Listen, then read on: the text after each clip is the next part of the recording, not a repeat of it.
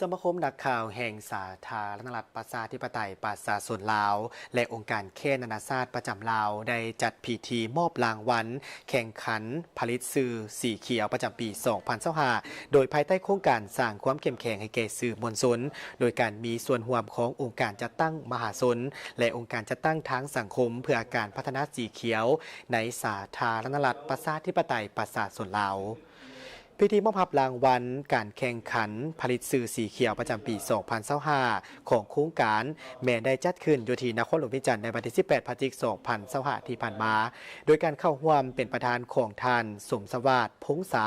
หัวหน้ากลุ่มสื่อมวลชนคณะโฆษณาอบรมศูนย์กลางภาคมีประธานสมาคมนักข่าวแห่งสาธารณรัฐประชาธิปไตยประชาชนลาวพร้อมด้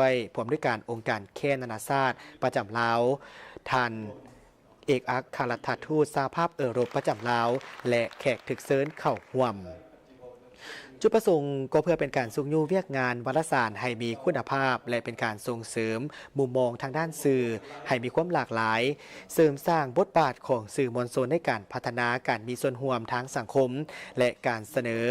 และความเสมอภาคทางด้านเพศเพื่อเป็นการเผยแพร่ผลงานของผู้เข้าร่วมโครงการเกี่ยวกับปัญหาสีเขียวสร้างแรงบันดาลใจและปลูกจิตสำนึก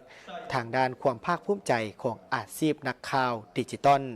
ในการแข่งขันการผลิตสื่อสีเขียวสามารถได้ผู้ชนะและรองชนะเลิศประเภทข่าวโปสเตอร์และข่าววิดีโอจำนวน10คือ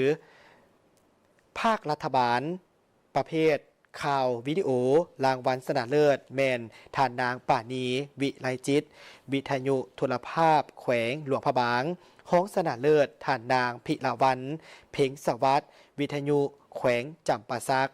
ทันวิไลวอนสิทธิไซหนังสือพิมพ์แขวงสารวัน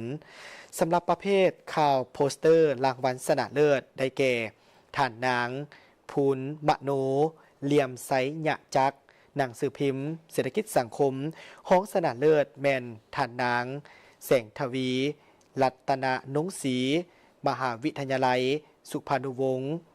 แขวงหลวงพระบาง